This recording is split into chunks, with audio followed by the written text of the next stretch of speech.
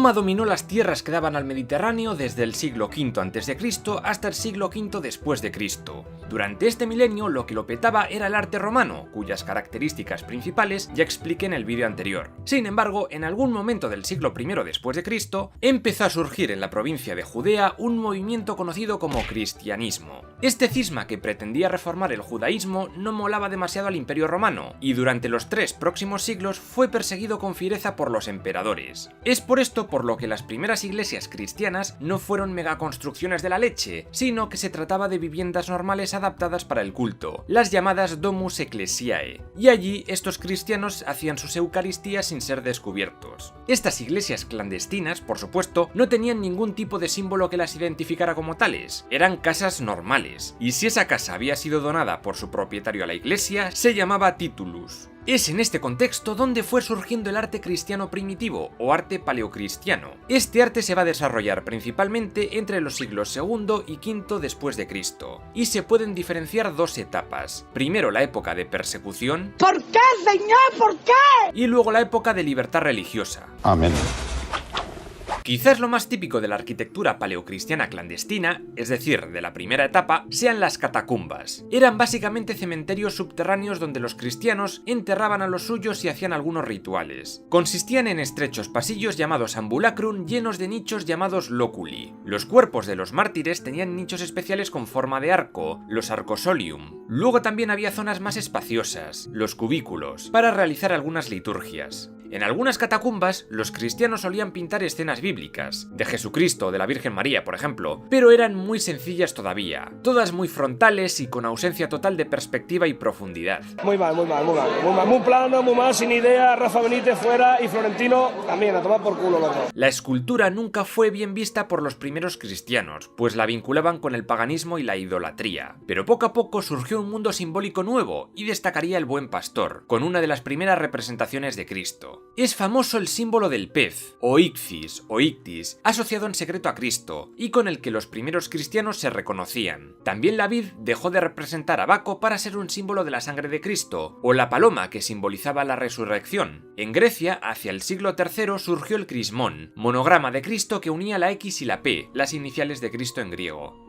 Después de casi 300 años de persecución, el emperador Constantino I decidió promulgar el Edicto de Milán en el año 313, y con ello se permitió la libertad de culto. 70 años después, otro emperador, Teodosio I, convirtió el cristianismo en religión oficial del Imperio Romano con el Edicto de Tesalónica. Gracias a esto, el arte paleocristiano pudo expresarse con mayor libertad y fue evolucionando. Las nuevas congregaciones cristianas, cada vez más numerosas, ya no tenían que esconderse en catacumbas ni mierdas de esas, y empezaron a construir las primeras basílicas cristianas. Se sabe que muchas de ellas fueron cedidas por el emperador Constantino a los cristianos para su culto, ya que estas basílicas romanas no estaban destinadas a ningún dios.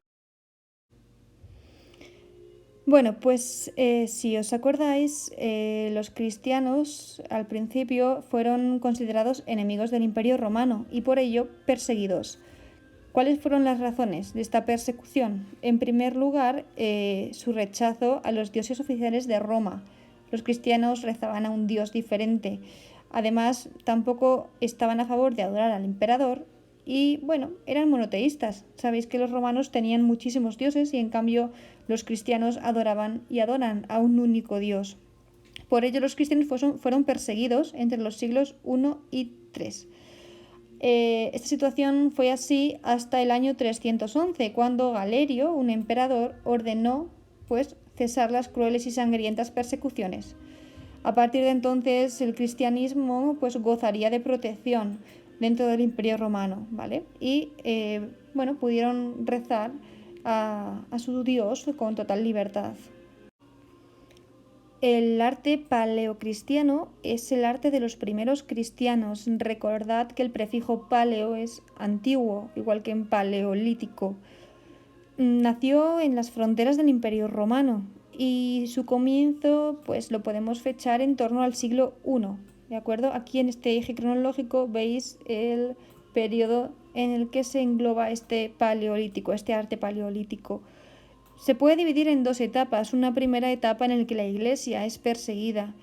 En esta primera etapa lo que abunda es la creatividad artística, los símbolos y cómo los cristianos intentaban que los romanos no descubriesen su culto. La segunda etapa, a partir del siglo IV, es cuando ya la Iglesia es oficial, cuando ya se permite este culto libre y donde empezaremos a ver que aparecen los primeros edificios y la primera arquitectura cristiana. Una de las manifestaciones artísticas más características de este arte paleocristiano son las catacumbas. Esto que veis en la imagen es una de ellas, una catacumba. Las catacumbas son galerías subterráneas, muchas veces decoradas, como veis en la imagen, con frescos, con pinturas en las paredes relacionadas con el cristianismo, los apóstoles, Jesucristo, que los cristianos usaban para enterrar a sus difuntos y también para hacer alguna serie de actos religiosos, siempre escondidos de los romanos. Recordad que los cristianos están en peligro, son perseguidos y ejecutados. Por eso, la finalidad de la catacumba es pasar desapercibida. Los lugares de reunión para los actos sociales relacionados con el culto suelen ser casas de patricios, es decir, de familias acomodadas, que se reúnen en estas casas para celebrar lo que hoy en día conocemos como misas o eucaristías. Los enterramientos subterráneos, que son las catacumbas, se abren junto a los caminos de acceso a las ciudades. En esta imagen que hay a la izquierda, que veis, son un montón de galerías subterráneas, ¿vale? Es por donde pasarían los cristianos y irían a enterrar a sus difuntos. Las catacumbas no eran más que cementerios excavados bajo la tierra. Estaban formadas por muchas galerías, que son pasillos, que conducían a amplias cámaras o salas que se llamaban cubícula. En las paredes se abrían nichos. Los nichos son como huecos, ¿vale?, donde se enterraban a las personas. En ocasiones estos enterramientos estaban protegidos con arcos, como los que podéis ver aquí en la imagen, estos arcos que se llamaban arcosolium. Estos arcos solían indicar que la persona que estaba enterrada en este hueco pues tenía una importancia superior a la de otras personas. Las más famosas de esas catacumbas están en Roma, pero también hay otras en Nápoles y Siracusa. Como os he dicho anteriormente, pues bueno, cuanto más rica o rica era la persona que se enterraba, más decoración tenía su catacumba. Bueno, aquí veis algunos símbolos que se encuentran en estas catacumbas que se han ido descubriendo con el paso de los años. Son enterramientos que están cerrados, ponen una losa para cerrar donde está el cuerpo y están también marcados con los que son los primeros símbolos del cristianismo. Es un poco a lo que me refería antes cuando os decía que era un arte simbólico que intentaba pasar desapercibido. Es muy común el uso del pez como elemento que simboliza el cristianismo y las palomas también, ¿vale? Y bueno, las inscripciones están en latín. Y aquí podéis ver imágenes de más catacumbas. Como veis, estas dos destacan por su riqueza simbólica y artística. Están decoradas, tienen sus arcos y además tienen frescos, es decir, las paredes están pintadas con diferentes símbolos, de nuevo relacionados con el cristianismo. En estas fotografías podéis ver cómo es una catacumba de las que están hoy en día excavadas y que algunas se pueden visitar. Y si os dais cuenta, veis los nichos de los que os hablaba antes, son como agujeros excavados, algunos tienen arco y otros no, ¿veis? Y las piedras que cubrían esos nichos para pues, que el difunto no se pudiese ver desde fuera. Y bueno, pues la inscripción que seguramente tenga datos de la persona que está enterrada. Son galerías, algunas más oscuras que otras, y en este dibujito de aquí podéis ver una recreación de cómo sería. Veis que hay zonas de ventilación por la que el aire podría entrar y además, bueno, pues el acceso y cómo hay diferentes niveles, es decir, hay niveles más altos y niveles subterráneos aún más bajos. Aquí hay personas trabajando, veis que están excavando y haciéndola más grande. Aquí hay una persona que está pintando, uno de los lados, las escaleras y cómo hay pues, diferentes personas recorriendo estas catacumbas. El tipo de arte paleocristiano que hemos estado viendo hasta ahora, como habéis visto, se hace al fresco, en frescos, es decir, en paredes. Son pinturas que se hacen directamente en el muro. Suelen ser sencillas, simples y esquemáticas. No les importa realmente que se parezcan a la realidad, sino lo que transmiten. No sé si os suena, pero si recordáis de lo que vimos en Pompeya, es parecido, ¿no? A esas imágenes que aparecían en las paredes de la ciudad de Pompeya. En esta diapositiva vemos diferentes símbolos. Los signos y los símbolos fueron muy comunes porque, como ya os he dicho, intentaban pasar desapercibidos y que los romanos no se diesen cuenta de que estaban practicando la religión cristiana. Entonces, ¿qué tenemos aquí? Pues, por ejemplo, en el centro tenemos el crismón.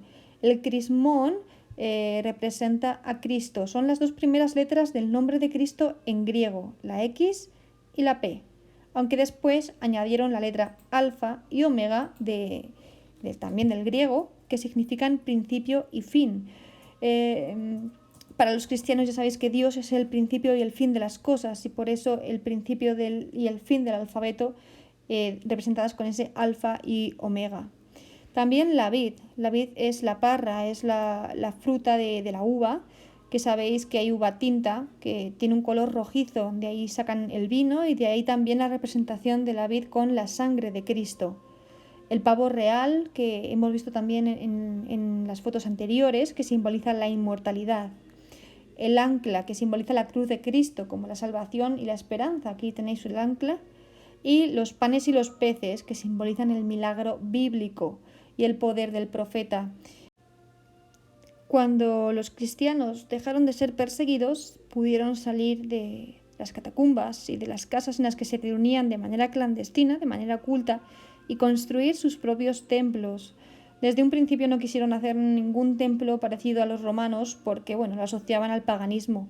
Por eso es por lo que adoptaron una nueva construcción que fue la Basílica Romana. Era el edificio que ellos consideraron más apropiado. Servía para reunir a los cristianos y también para celebrar el culto. Además, no estaba relacionado con ningún tipo de religión pagana y les pareció que era una buena idea.